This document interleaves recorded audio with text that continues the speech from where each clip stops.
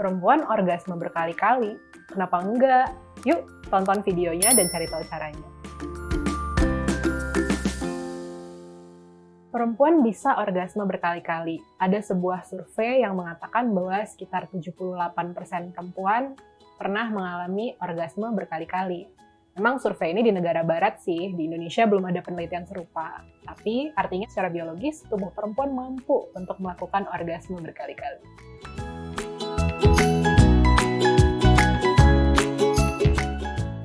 Pertama, relax aja. Justru kalau dikasih beban harus orgasme minimal 1 kali setiap berhubungan seks, jadinya kepikiran terus nih. Apalagi perempuan ya yang mungkin pingin banget ngebahagiain pasangan gitu. Ini justru sering jadi stresor buat perempuan. Kalau tadi laki-laki itu biasanya tertekan karena durasinya takutnya kurang panjang, perempuan tuh biasanya tertekan karena ya takut pasangannya udah keburu capek, atau takut pasangannya nggak bahagia karena dia nggak orgasme begitu.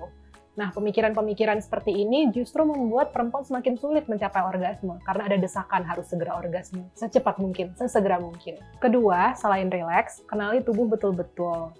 Cari tahu nih, zona-zona erogenus yang sensitif di tubuh itu yang mana aja nih, yang peka terhadap rangsang. Jangan cuman merangsang vagina doang, tapi lupa sama area-area yang lain.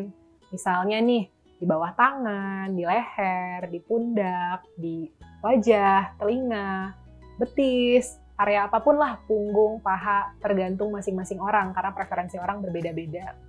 Ketiga, jangan lupa juga untuk memberikan fantasi atau bumbu-bumbu untuk otak nih, karena otak juga merupakan zona erogenus yang besar loh, yang sensitif dan peka terhadap rangsang gitu. Jadi harus diberikan asupan fantasi yang cukup.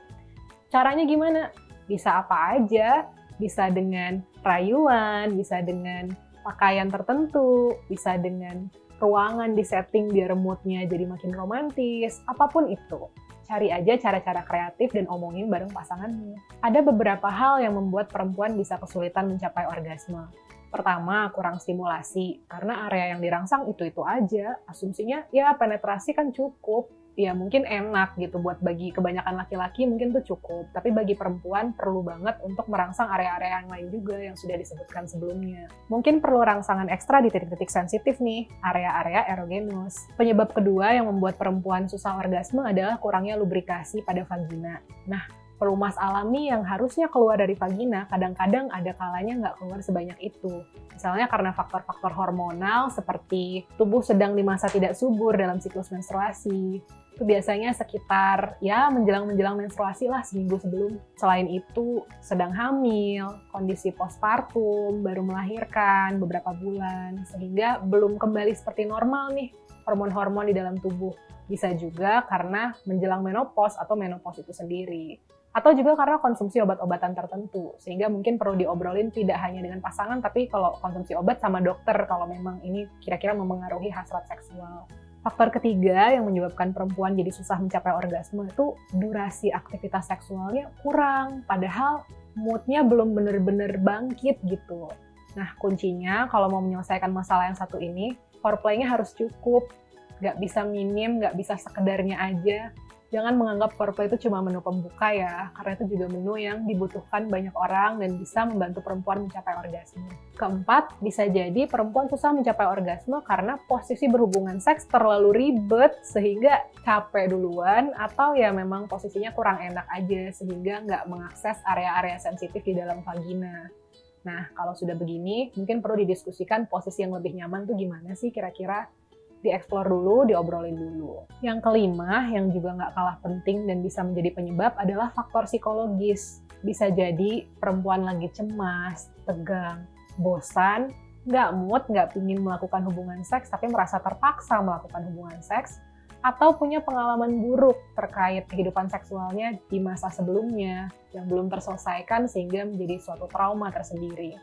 Nah, untuk masalah-masalah psikologis seperti ini, kalau yang tingkatnya masih ringan mungkin bisa diomongin dengan pasangan. Tapi kalau memang ada yang sudah berat, perlu banget untuk dikonsultasikan ke psikolog atau psikiater ya.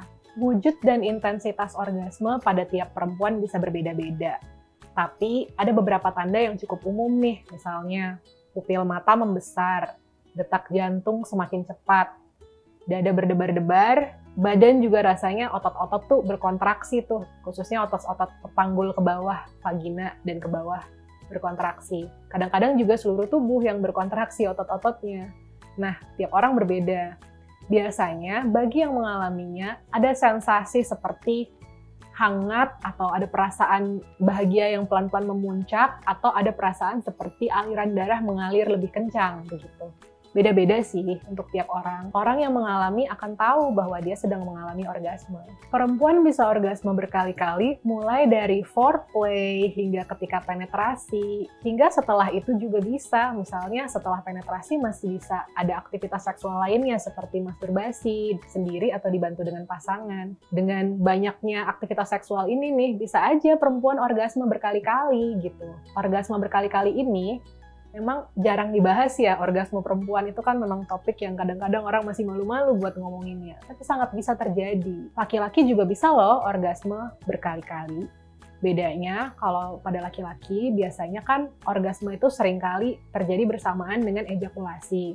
Nah, kalau orgasmenya lebih dari sekali, biasanya hanya satu kali yang juga melibatkan ejakulasi.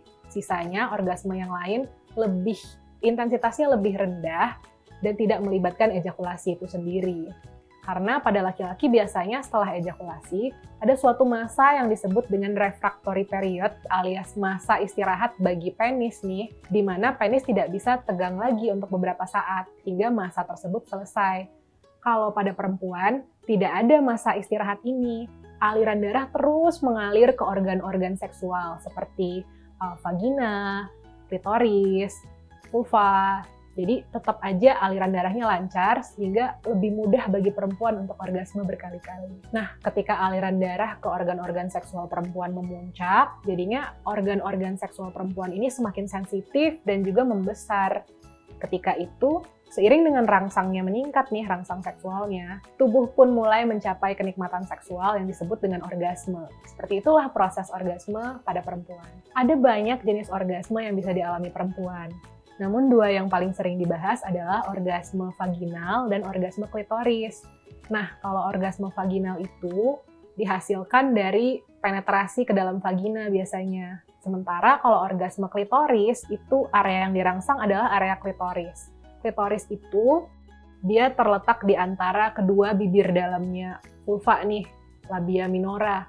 Dia terletak di situ, ada tudungnya, dan dia menyembul sendiri. Tapi sebenarnya itu yang terlihat dari luar. Kalau misalnya dilihat organ reproduksinya ke dalam nih, di balik tubuh di dalamnya, klitoris itu sangat besar dan masih panjang lagi ke dalam gitu.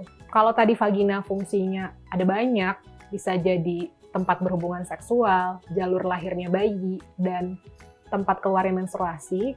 Klitoris satu-satunya fungsinya adalah untuk memberikan kenikmatan seksual bagi perempuan, yang juga merupakan alasan kenapa klitoris dari segi jumlah saraf-saraf yang peka dan sensitif di dalamnya jauh lebih banyak dibandingkan vagina. Di klitoris sendiri ada sekitar 8.000 ujung-ujung saraf yang sensitif dan peka terhadap rangsang, sehingga lebih banyak perempuan merasa lebih mudah untuk mencapai orgasme klitoral dibandingkan dengan orgasme vaginal.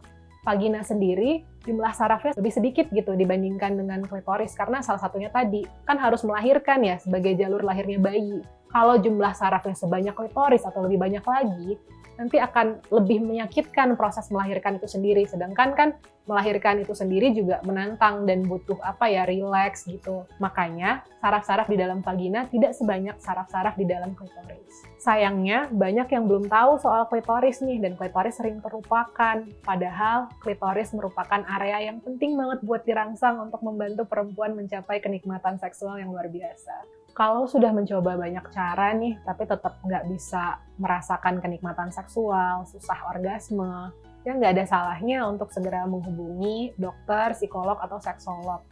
Jangan pernah merasa bahwa ini adalah aib rumah tangga atau aib pasangan yang harus ditutup-tutupi. Kadang-kadang cuma masalah sederhana aja, cuman kitanya nggak kepikiran penyebab pemicunya apa.